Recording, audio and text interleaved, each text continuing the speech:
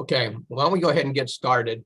Good afternoon, everyone, and welcome to our webinar. We're really excited about what we're going to share with you today, which is a brand new program that the FLC is offering through the generous support of Simply Healthcare to make innovation or make grants available that promote innovation in adult education and literacy. We received a grant back in December from Simply Healthcare, which is a health insurance company, and that grant was for $50,000. We're very, very appreciative of that, and a good portion of what that is funding is this initiative. And so with that, I'd like to turn it over to a representative from Simply Healthcare, Alina Orzorko, who's the Director of Case Management at Simply Healthcare. So, Alina.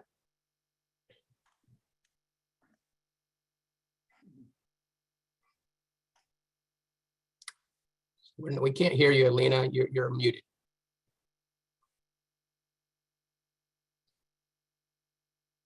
There we go. Okay. All right. Thank you. Thank you so much. So thank you, Greg. It's really a pleasure to be here today with you all. And on behalf of Simply Healthcare Plans, I'm really thrilled to join you today in support of this very important work. As some of you may know, Simply Healthcare Plans has deep roots in Florida, and every day our associates work tirelessly to build healthy lives and communities across the state. But we don't do it alone, obviously. We rely on a lot of dedicated and determined community partners like the Florida Literacy Coalition, whose range really of services to promote and support and advocate for the effective delivery of quality adult and family literacy services across the state are critically important for all of us. Your work helps to ensure that people can effectively comprehend and communicate information so that they can be more engaged and informed and happy and healthy, which is what we want in our communities. That is why Simply is very proud to support the Florida Coalition, the Florida Literacy Coalition, in its mission to develop functional reading and writing, math, and English skills to all Floridians. We are very hopeful that our support can help to increase Florida literacy rates, promote innovative adult education, and convene educators and health professionals alike to explore strategies to tackle the literacy issues in Florida that are substantial. Thank you to the Florida, I want to thank you all definitely to the Florida Literacy Coalition for your enduring commitment and work in literacy, training, program development, and advocacy. And it's really through crucial partnerships like these that together we can continue to make a positive impact on the lives of so many Floridians. So thank you all, and thank you to our colleagues, I think on Simply that may be on the line, Elizabeth Canton and Christy Castaneda for all their help with this support as well. Thank you. Very, very good. Thank you, Alina. We really look forward to partnering with you. And I also want to give out a shout out to Liz Canton in particular. She's our primary point of contact with Simply Healthcare, and it's been a real pleasure to work with. So with that, I'm going to go ahead and go over to our PowerPoint and start sharing a little bit about what we have planned.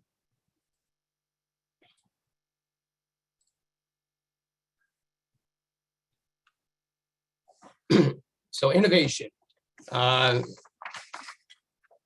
certainly become a bit of a buzzword in recent years, and it means different things to different people. If you do a Google search on innovation, you'll find all kinds of viewpoints on the topic. But we're going to try to keep things pretty simple here. And I wanted to kind of illustrate the point by referring to a quote from one of our greatest inventors and innovators, Thomas Edison, when he was asked about innovation and what it is at its core. He said, well, there's a way to do it, and there's a way to do it, find it. And so he really kind of simplified it. And there's a lot of good materials out there on this. And I do encourage you to take a look at innovative practices. We're going to share with you a little bit about some insights we have through the development of this program. But I also wanted to share another quote from a good friend of Thomas Edison, Henry Ford. In fact, they had houses here in Florida together. Some of you may have visited their sort of compound down in Fort Myers, where they built houses as neighbors. And when Ford was asked about innovating in response to a public need, he talked a little bit about how sometimes you need to tackle the issue from a different angle. So he said, if I if I had asked the public what they wanted, they would have said a faster horse. So it's interesting that with Ford, he really didn't invent the automobile. Automobiles were around, and there were a number of automobile manufacturers around as well. But he took that and really focused on building a good car at a very affordable rate, which was really the beginning of the large scale auto industry here in the United States. Prior to that, automobiles were basically a luxury item for wealthy people. So as we talk about innovation,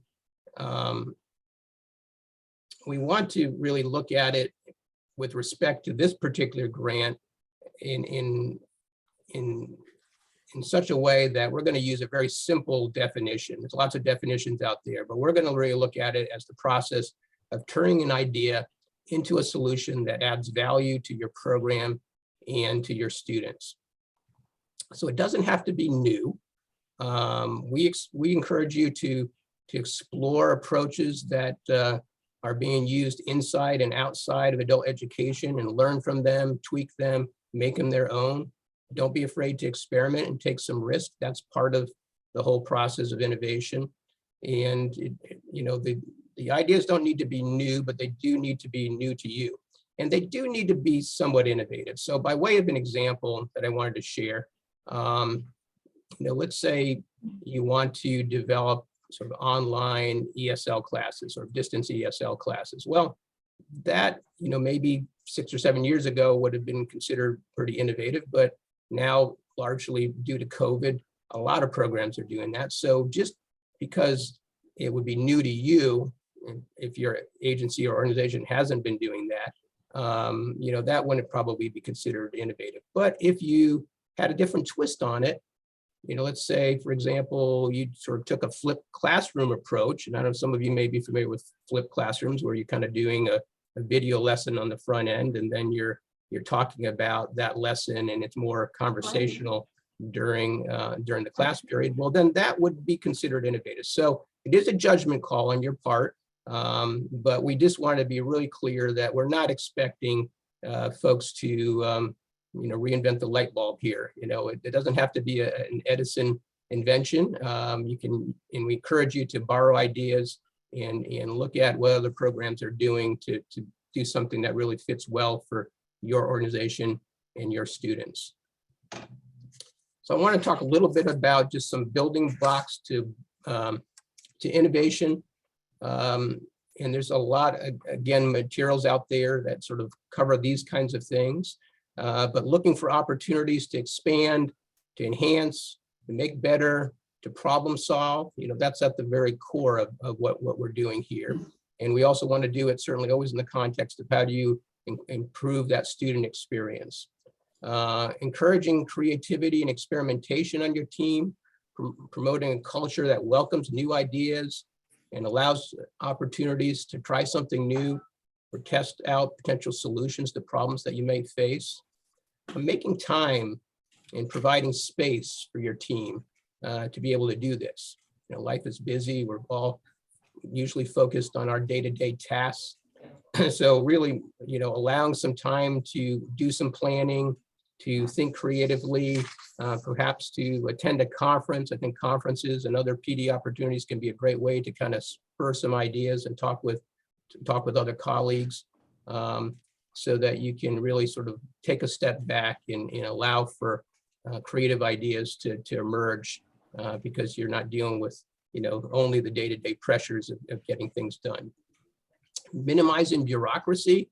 This may be more of an issue for certain agencies and organizations than others, but when people are forced to work within the confines of stringent rules, especially if those rules sometimes might not be something that you fully understand or agree with, that can be problematic and can hinder creativity. So trying to work and create a space that's nimble, more responsive, looks at ways of minimizing bureaucracy, can really be a great way of producing innovative ideas or promoting innovative ideas. Promoting collaboration inside and outside your organization. And we could do a whole session on partnerships and collaboration, but I found that a lot of times you have community partners that, where you build relationships that really create opportunities, new opportunities for innovation. And so building on those, cultivating those partnerships can really be an effective process for helping to promote innovation. And then recognizing key people, certainly the folks who come up with the ideas, but also the folks who were involved with implementing the ideas that might be a good fit for your program, or maybe in some cases they won't, which leads me to the next one, the follow-up piece. Sometimes ideas just aren't a good fit, or the timing's not great, but following up and giving people feedback as to, if you are deciding not to pursue an idea in terms of implementation, and given some reason for that. And if you do pursue it, certainly following through. So those are a few things that I just wanted to share with regard to kind of creating a culture of innovation within your organization. And with that, I'd like to turn it over to a couple of people who have been doing some innovative work. Both these organizations are outside of Florida. And Johannah Malone, who's the co-director of MUA in Dorchester, Massachusetts, has received grants from First Literacy. Now, First Literacy is an organization up in Massachusetts, similar to the Florida Literacy Coalition. And they have, for a number of years, have had innovation grants. So we look to them as a model when we were developing this program. And I also encourage you all to take a look at their website, because they have a lot of different programs that they've funded over the years, and very similar in terms of the size of the grants and the focus of the initiatives, so that you might get some good ideas with respect to how you might want to apply for this particular grant opportunity. So with that, I'd like to turn it over to Johannah. So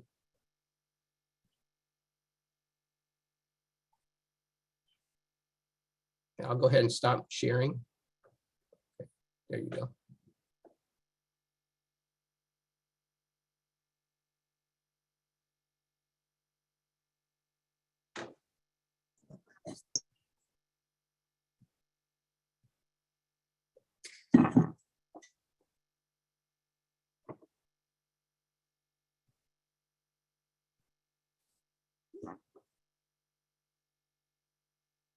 Johannah, if you may be muted if you're talking.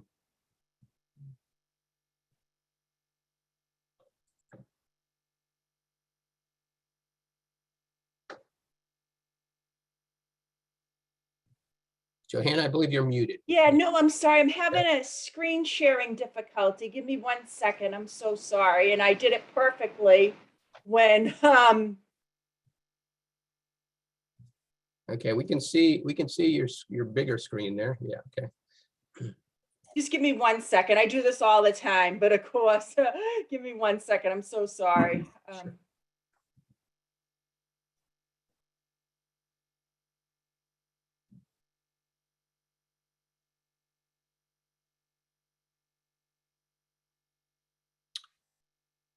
So Nicole just put a link, thank you, Nicole, to First Literacy in the chat, so that you can check that out. Those are some of the programs that they've funded over the years. I didn't put that in the link in the chat just yet, but I will do it right now. Oh, okay, I'm sorry.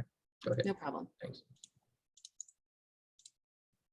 I'm so sorry. There we are. Just it was one of those Zoom things, but it's only going to get better from here. So my name is Johannah Malone, and as Greg already said with this kind introduction, I am the co-director at Mujeres Unidas Avanzando. We're located in Dorchester, Mass, which is one of Boston's neighborhoods. I wish I were in sunny Florida. We still have some snow melting here, but hey, spring will come eventually. So we are a community-based organization, and we provide English for speakers of other languages, HiSET, which is like the GED, HiSET, we deliver in Spanish. Students prepare to take and pass 5 subject exams to obtain a HiSET certificate.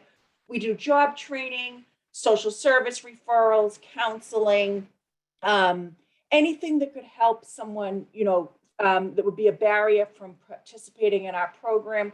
We either do in-house or we refer it out. So we just pride ourselves on being a one-stop shopping resource for our students. And I should have led with this, but our mission is to provide low-income Latina women and other English language learners the tools and resources to empower themselves and effect liberating changes in their lives, those of their families, and society at large. And we primarily, as I already said, about 95% of our student population is Latinx, and we do have other English language learners from Iran, Iraq, Afghanistan, other countries. So First Literacy has been a friend and partner many, many years. In fact, before they were First Literacy, fun fact, it used to be called the Boston Adult Literacy Fund. So we've had a long and productive funding, relationship and partnership with them. And for the past half decade or so, we've been getting literacy lab projects. And I know, for at least this is the case in Massachusetts, we're largely funded by the Department of Elementary and Secondary Education. So we get a lot of government funding, state funding, city funding, and those are very critical, but sometimes there isn't time, especially if you're a smaller organization, to be innovative, to develop something, to think of something new. And what we like about these projects is it has a start, it has a defined start and end time, and there's a defined amount of money, and there's an innovation goal. So we get a bit of a break from measurable skill gains and testing and performance to really do something that would impact students. So the project we decided, this project was funded a couple of years ago. It was March 2020, say no more. And COVID had just become a thing, and this RFP came out, and we were just saying, oh, what could we possibly do? And we were dealing with the COVID shutdown, and start launching to Zoom classes and reassuring staff and students. And we started to get something at the staff level. Students were sharing this email: at home COVID, do it yourself self-test. If you can hold and breathe so many seconds and pause, you don't have COVID. And we said, oh no, tell the students not to share this. Then a staff member shared it. So just COVID was a very timely example, and the students were starting to get, COVID funds are available, but they weren't really COVID funds, or this could affect your immigration status being here with COVID, call this number, just a lot of things. And being non-native English speakers, our students were struggling. What's a real link? What's a real source? So we started to guide them into, okay, look at the website. Is it a secure link? Is it, and this is easier for some students than others, but they were saying, is there good spelling and grammar?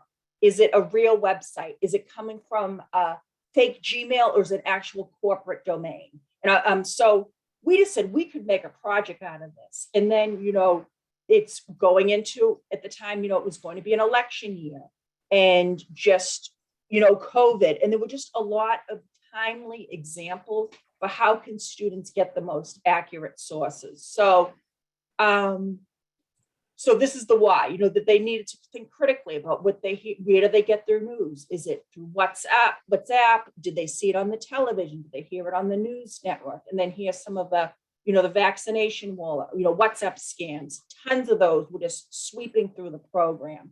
Newsfeed algorithms. So we had an AmeriCorps member, which I don't want to assume everyone is familiar with the program, but basically you get a stipend and volunteer for an entire school, academic year. They volunteer for 1,700 hours. So this member was teaching an ESOL class, doing some social media work for us. And we said, okay, these were two of her passions, social media and teaching English. So we assigned her to the project, and it was due to have a, critical reading, and thinking focus. So again, the classes took place on Zoom. So here's Elisa with her students, and she had about 14 students. So they wanted to, in the culmination, we wanted to have a deliverable, and they said, let's work on a newsletter.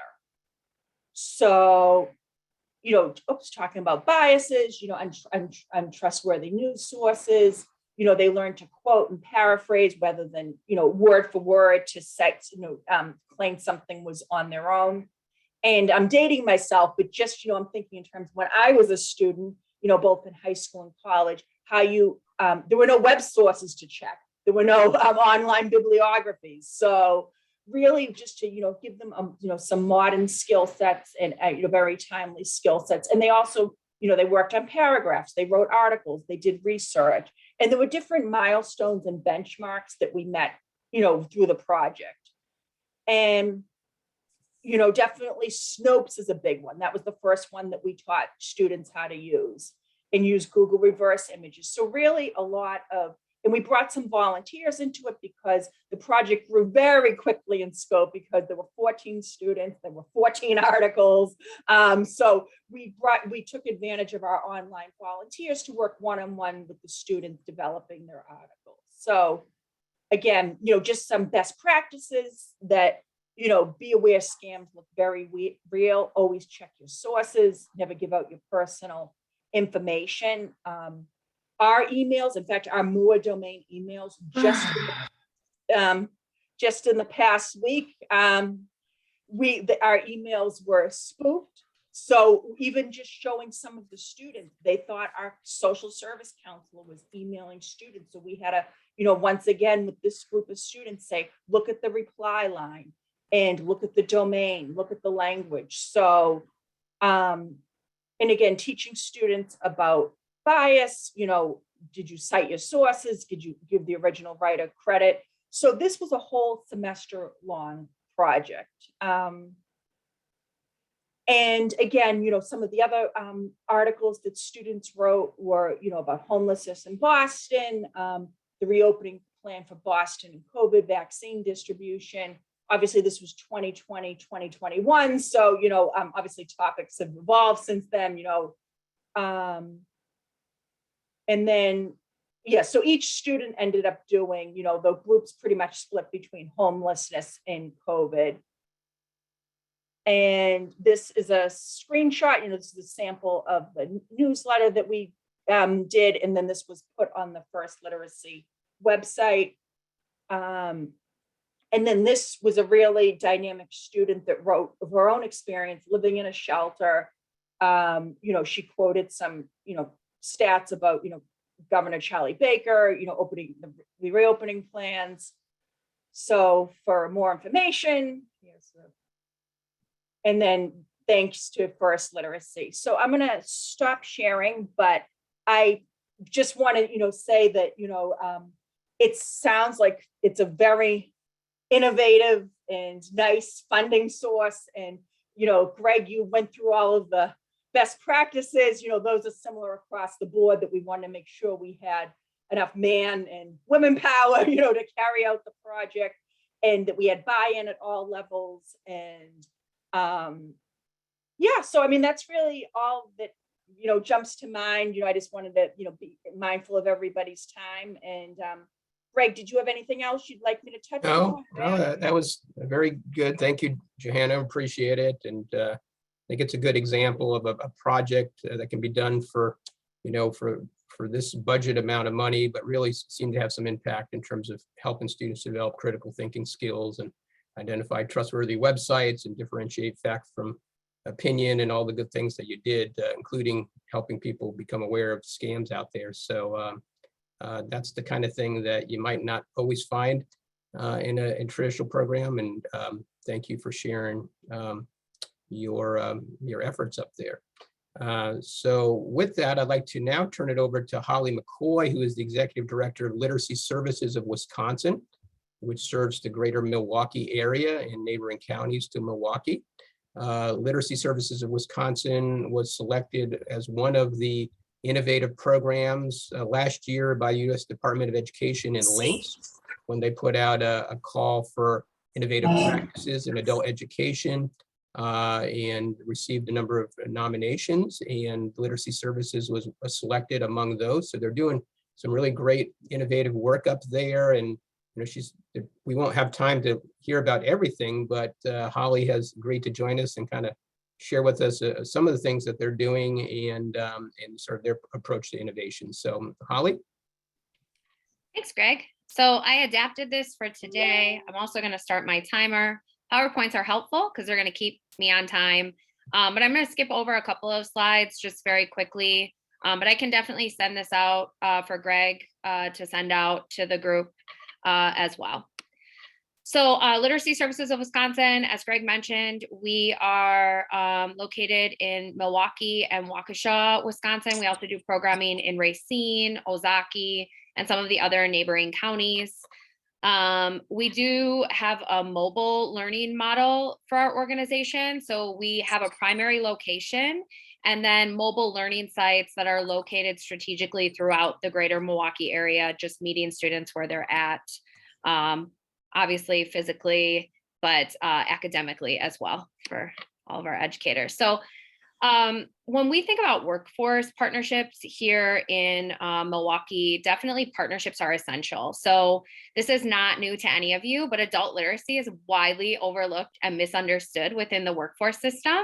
We often talk about, well, we need to get folks who are either maybe needing to be upskilled or just to complete a high school diploma, into jobs, but will they be able to sort of be successful in their careers if they don't have their education? And then it becomes the whole chicken and egg of adult education, right? So I'm sure that that's pretty similar from folks I've talked to around the country. It's not really unique to us, but definitely just want to acknowledge that capacity can always be limited. So that's financially, staff support. And then a lot of literacy organizations, and we still operate this way, have a lot of volunteers. The volunteer-led efforts can also sometimes make things a little bit more complex. But I will say all these pieces have been really helpful and essential to us being successful in this space. So I want to go through some questions that LSW considered when we were looking at expanding into doing some innovative workforce programming. Just some friendly reminders. One size does not fit all. So I'm really going over some high level stuff, and I completely understand that some of this might work or might not work. I would encourage you to think about adapting strategies to fit your organization and community. We all know that things are really unique to where we're at and what we're doing. So I think these are pretty high level, but just kind of think in that way. And then I encourage you to take these questions back to your team and staff, or even your board, depending on how your organization is structured, and figure out what makes most sense for you. But really, all literacy organizations should consider, like, who are you already referring students to? And this can be cross referrals, right? So this is maybe you refer to them or they refer to you. But I found that the simplest parts of these partnerships are often the times that are the wonkiest. So we often have sort of collaboration and we say, oh, we collaborate with XX organization, but there isn't actually a process for how those referrals take place. And that's a really easy first step for all of these spaces. Some other things you could consider are, could you provide informational sessions about the work that you're doing at organizations that are maybe providing workforce programming, so that you can be better connecting to the students at their organization or vice versa? Could you host a volunteer or staff on site for direct referrals and streamlined services? I sometimes get other organizations that say, well, we don't have the staff to do that. You could always engage a volunteer. But the direct referrals and really having a warm handoff in these situations is like super key to the success of them. And then could you offer classes that prepare students for other area training programs and have feedback or input from one of those organizations to ensure alignment.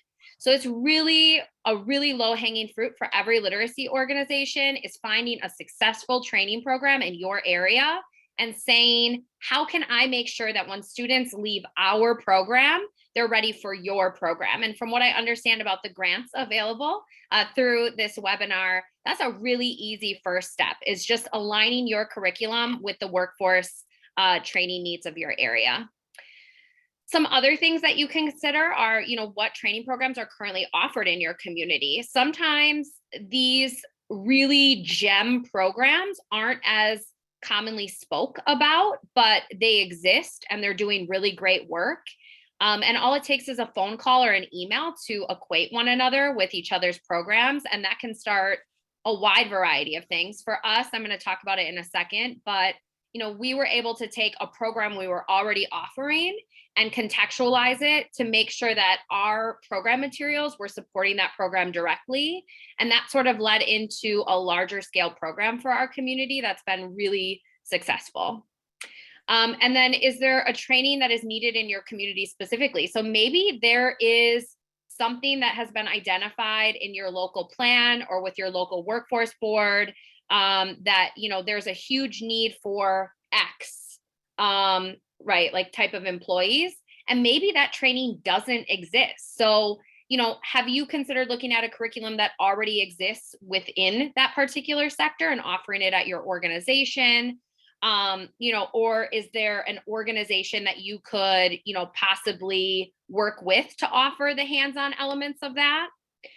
And then this, I'm going to send this out once again with afterwards to Greg. And, you can go through some of these things, but I think really looking at the eligible training provider list in your area is always a good start. If you haven't started there, those are on all of your public sites. I actually checked since I'm not from Florida to make sure I wasn't giving you false information, but that is there and accessible.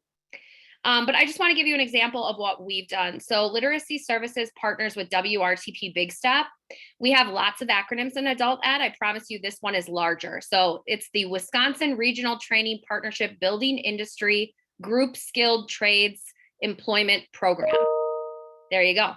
And basically what they are is a workforce intermediary that it works with the department, with different departments throughout the state to offer pre-apprenticeship programs. They're sponsored by our local union and building trades organizations.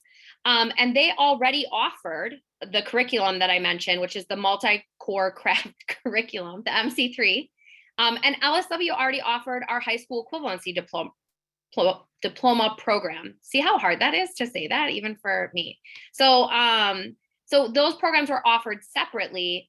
And really in the workforce system, LSW was already receiving Title II funding through AEFLA, and WRTP is Title I funded. So we were able to get some grant funding to start building this sort of aligned curriculum and offer it concurrently. So students now enroll in both programs and get additional contextualization of the MC3 program, especially for students who maybe struggle with some of the concepts or language that's used in that building trades curriculum. And it's been a really successful program. And I do have time, so I'm going to show you this because it's better to just see it, I think. Heads up that this is from an award we won some years ago. So it's my former boss and our former ED at WRTP, but I think you'll get the point. So hopefully, I'm going to have to, Dustin did that to help me. Hang on, we're good. I got it. There we go. Check out this Verbo. Oh, man. Michael, they're your cousins. Look at me. Northwestern Mutual Collaboration Award.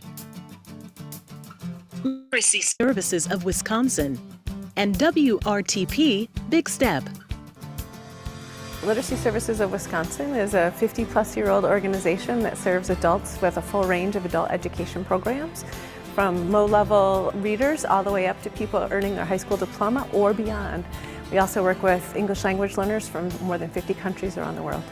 WRTP Big Step is an industry-led, worker-centered, community-focused workforce development intermediary. We provide programs and services that connect people to jobs and apprenticeships in the manufacturing and construction sectors. WRTP Big Step is built on the premise of partnership and collaboration. When we found out that literacy services had the capacity to build curriculum, we realized that we could overlap the kind of programming that we offer in terms of apprenticeship readiness in the construction sector with those needed skills in order to achieve a high school diploma. So the program is a high school equivalency diploma program coupled with the MC3 program training for construction workers. The thing that's really special about this particular partnership and collaboration is that we were able to take two distinct programs that typically are done sequentially and bring them together as one program and streamline that time. For people who have all kinds of things to juggle in their lives, it just makes it more possible for them to be successful. What I hope to gain from the experience was my education and a better career, and to be able to make a decent wage, to be able to support myself and my family. My family is very proud of me. 2 months after graduating from this MC3 program, I got an opportunity to work at the Bucks Arena, and things been going well. I'm just excited just to see what avenues and doors and everything get opened up for me. It's our intention moving forward to grow this partnership and expand this program. This year we're expecting to run 3 cohorts of about 10 people apiece, so that's 30 more people in this community who will have their high school diploma and be able to access a career. You can take expertise of one organization and expertise of another and bring them together in a streamlined offering that really meets a community need. Makes this a really powerful opportunity for our community. As nonprofits in Milwaukee, we have to keep trying to look at what we're doing and innovate and find those relationships that make us stronger, that make us able to deliver on our mission in a more meaningful way. So I think I'll just finish up by saying that here, we definitely have done some other things as well. As Greg said, there's no way to cover it all. But we also have really partnered with our local technical college to make sure that we are creating pathways to their IET programming. And we have aligned a lot of our curriculum with that IET programming. And it's been a really successful sort of venture. So that was a lot to try to squeeze into 10 minutes, but I think I did good. So Greg, I will pass it back over to you. Okay, thank you, Holly. Appreciate sharing all that good information. So I'm going to turn your attention to our grant here. So, and we're running a little behind. I do apologize. We run a few minutes over. If you need to leave, this is recorded session, so you'll be able to come back. And so this is our website, webpage, I should say, that lists the grant opportunity. And it is on our conference page. So, excuse me, on our organization page. If you could, this is our front page of the website. So you can just click right on the first item there under literacy news. And there's 2 pieces here. There's a grant guidelines and a grant application. So with that, I'm going to turn our attention to the guidelines and do a quick review on this. So this document provides sort of the outline as to what we're looking for, the purpose of the grant. These are grants of up to $5,000. And we're going to be giving out 5 of these grants for this cycle. We are looking at programs that creatively enhance the services, their services and benefits to students, and that the project should have some direct impact on adult learners. We also are asking all the grant recipients at the end of the program year to agree to come and participate in an event, an online webinar where we're going to be kind of taking a look at what was done. And so we'll be asking you to share information about your project during that session. We'll also have several sessions, not webinars, but meetings, I should say, a couple of meetings during the year for grant recipients to come together and just share what they're doing and learn from one another. The eligibility criteria, nonprofit organizations, school districts, state colleges that work within adult education, literacy, ESOL, and family literacy programming. We have a definition here for family literacy. It really, if you're interested in doing a family literacy focused project, it really should have a pretty robust parent or caregiver education component to it. The grant awards, the application deadline is on the 6th of April, and we will have an independent review committee review all the applications and make the selection. We'll then be announcing the grant recipients at the Florida Literacy Conference at the end of April. So you'll receive a notification in April as well, and we'd love to have you come and join us for that event. It'll basically be an announcement. Folks who are receiving the grants will get prior notification, of course, prior to the conference. There's some information here in terms of the kinds of things that you're not allowed to expend the funds on, but this is designed to have pretty flexible funding so that if some funding sources are somewhat restrictive in terms of how funding can be used, and this, much like is the case with our health and financial literacy grants, we have pretty broad flexibility in terms of how the funding can be used, assuming that it's serving the purposes of the grant. The reporting requirements, in addition to the year-end wrap-up event, we are asking for a brief final report as well. We certainly are encouraging collaborations and partnerships. I think that's just at the heart of a lot of good programming. It's not required, but certainly we're encouraging you to do that. And the funds do not require any kind of match. So, if you do have some dollars that from another source that you can contribute to this, that's great, but that's not a requirement. Here's a definition of innovation to kind of give an idea as to what we're looking for, which I've already reviewed earlier. There's a piece in there, a little piece about how we can recognize the things, simply healthcare. People typically do that through newsletters or on their social media or at various events that they have and so forth. And so the actual application is, let me see here.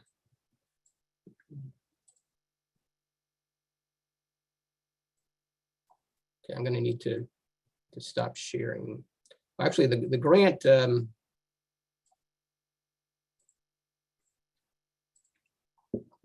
hyperlink doesn't seem to be working for me. Okay, I'm going to stop sharing this. I'm going to go over to our grant application, which is the second item there.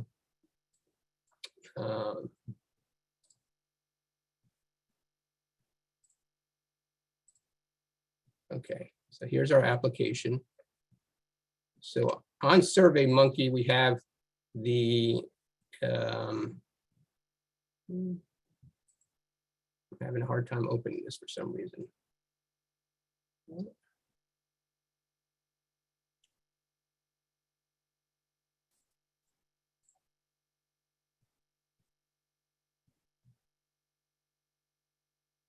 I'm not sure what's going on here, so I apologize for that.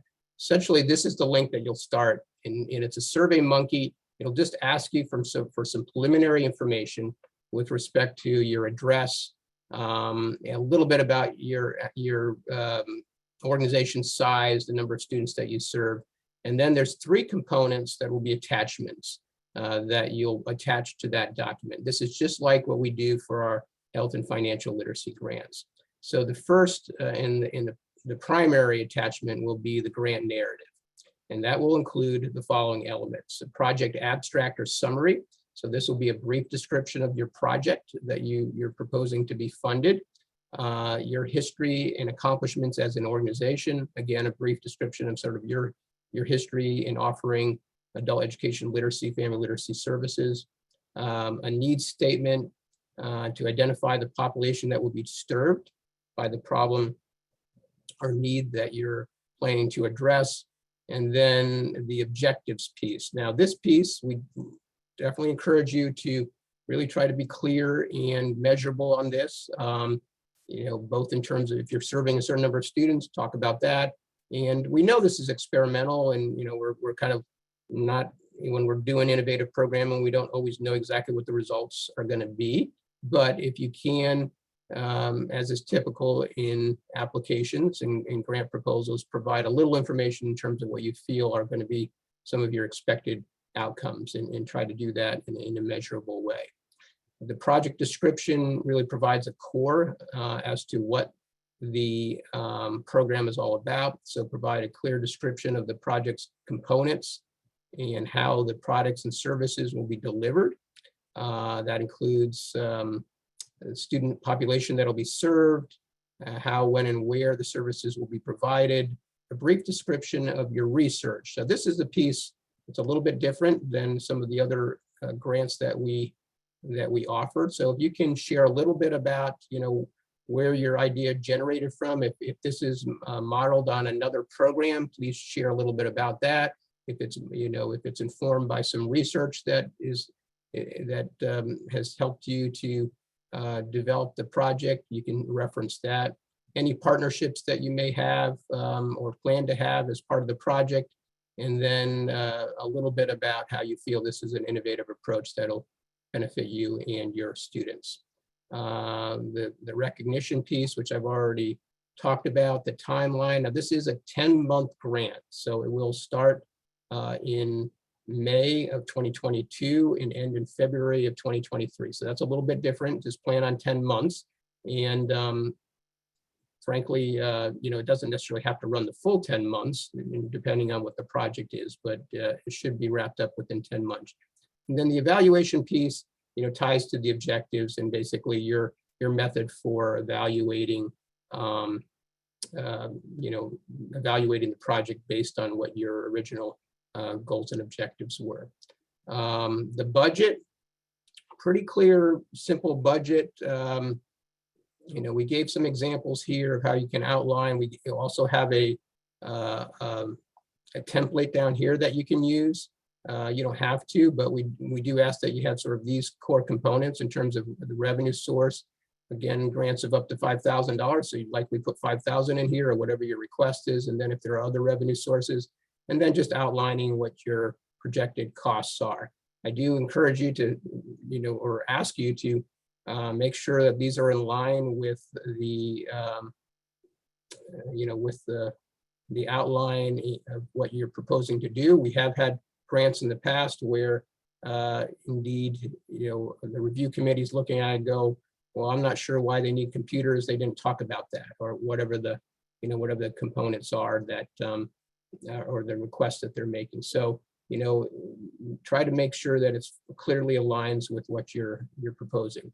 And then the third piece is supplemental documents. We ask for 3, a current operating budget for your program. Now, if you're a school district-based program, just your adult ed programs will suffice here. Your IRS tax exempt determination letter if you're a nonprofit organization. And then there's also an opportunity to provide a supporting document if you're interested, or up to 2 pages of supporting document, maybe a letter of support, newspaper article, newsletter, these kinds of things. It should not exceed 5 pages in length. So this whole narrative, including the budget, should be limited to 5 pages. And it is due on the 6th of April. So that's sort of in a nutshell what the application is all about. Again, I apologize that we've kind of gone long here. I'll put the website in the chat, but why don't we go ahead and open it up for any questions? Does anybody have any questions in terms of the actual application or grant?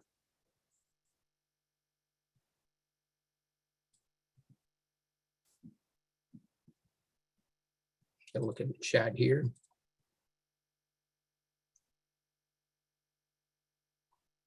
Okay, looks like there's no questions, and you can unmute yourself if you want to just verbally ask a question.